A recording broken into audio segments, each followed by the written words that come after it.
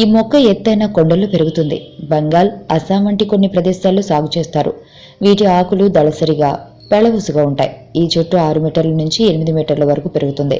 చిన్న చిన్న పువ్వులు గుత్తులుగా ఉంటాయి.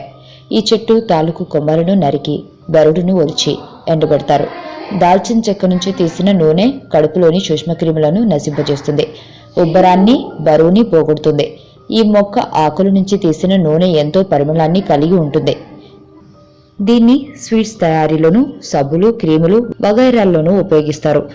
దాల్చిన చెక్క తింటే వికారం, వాంతులు తగ్గుతాయి. దీన్ని పరిశుభ్రమైన నీటిలో నానబెట్టి ఆ నీటిని తాగినా వెళుతూ ఉంటుంది. దీన్ని వేడి నీటిలో వేసి గోరువెచ్చగా అయ్యాక ఈ నీటిని తాగితే మలబద్ధకం నివారింపబడి ఆరోగ్యాన్ని ఇస్తుంది.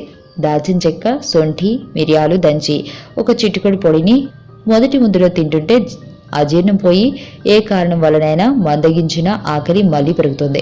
దాల్చిన చెక్కను, శొంఠి కొమ్మును ముద్దగా చేసి నీటిలో కలిపి ఆ ముద్దను నుదుటికి, కణతలకు రాస్తే తలనొప్పి, కణతల నొప్పి, చికాకు తగ్గిపోయి ప్రశాంతంగా ఉంటుంది. దాల్చిన చెక్క ముక్కలు వేసి కషాయాన్ని కాచి నొప్పులు వస్తున్న గర్భిణీకి ఇస్తే సుఖప్రసవం అవుతుంది. ఇన్ని విధాలుగా ఉపయోగపడే ఈ దాల్చిన చెక్క అందానికి సంబంధించి ఎలా ఉపయోగపడుతుందంటే శరీరంలోని లోపలి పొరలను బలాన్ని, తాజాదనాన్ని, శక్తినిస్తుంది. కాబట్టి శరీరం కాంతివంతంగా అవుతుంది. మొటిమల నివారణలో ఎండవేడికి నల్లబడిన చర్మం మామూలు స్థితికి రావడానికి కాస్మెటిక్ ఉత్పత్తులు ఉపయోగిస్తారు. మొటిమలు, బ్లాక్ హెడ్ శాశ్వతంగా నివారించబడతాయి. దాల్చిన చెక్కలో ప్రోటీన్లు, fibre, iron, sodium, niacin, vitamin C ఉండి ఎన్నో ఔషధ విలువలున్నాయి. కాబట్టి దీన్ని తరచుగా ఉపయోగిస్తుంటే శరీరానికి ఎంతో మేలు జరుగుతుంది.